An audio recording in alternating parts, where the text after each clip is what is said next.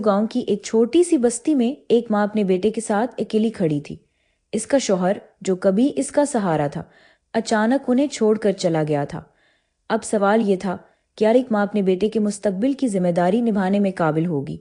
शुरू में शकूक और धुंधल के दरमियान माँ ने अपने बेटे के साथ मिलकर एक नया कारोबार शुरू करने का फैसला किया। इस कहानी में न सिर्फ जद्दोजहद है, बल्कि एक नई उम्मीद की झलक भी है। राइका अपने बेटे निराज के साथ अपने ख्वाबों को पूरा करने के लिए निकल पड़ी।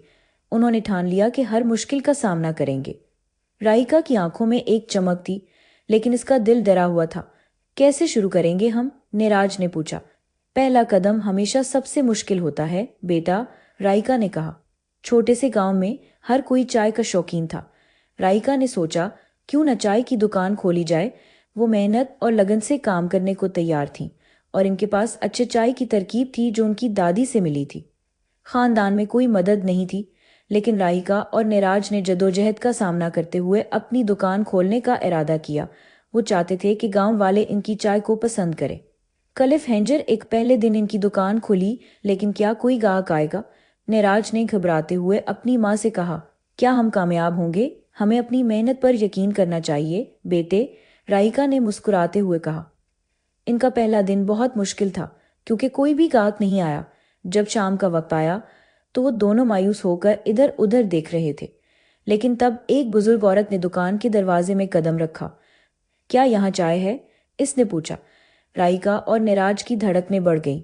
जी हाँ आंटी, ये हमारी खास तरकीब है, राइका ने जोश से कहा। बुजुर्ग औरत ने चाय चखी और इसकी आंखें चमक गईं।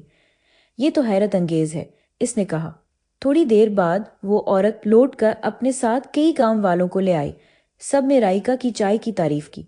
आहिस्ता आहिस्ता राइका की दुकान पर ग्राहकों की भीड़ लगने लगी। निराज ने पूछा, माँ, क्या हमें इंतजार करना चाहिए? राइका ने मुस्कुराते हुए कहा, हमने मेहनत की है, अब हमें नताइज देखने का वक्त है।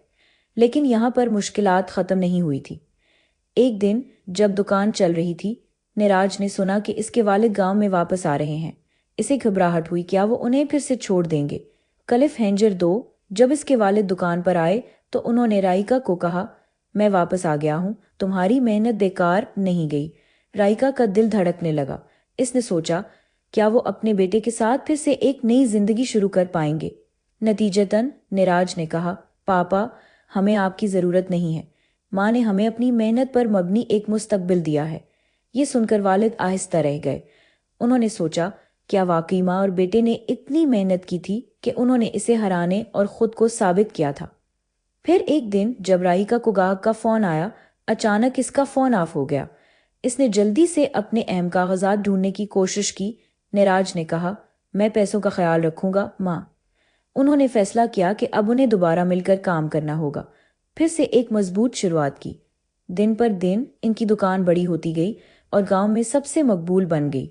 अब वो मुश्किलात के वक्त को भूल चुके थे।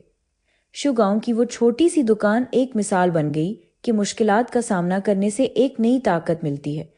राइका ने ये साबित कर दिया कि न सिर्फ उन्होंने अपने बेटे को संभाला, बल्कि अब वो पूरे गांव के लिए एक हौसला बनते जा रहे हैं।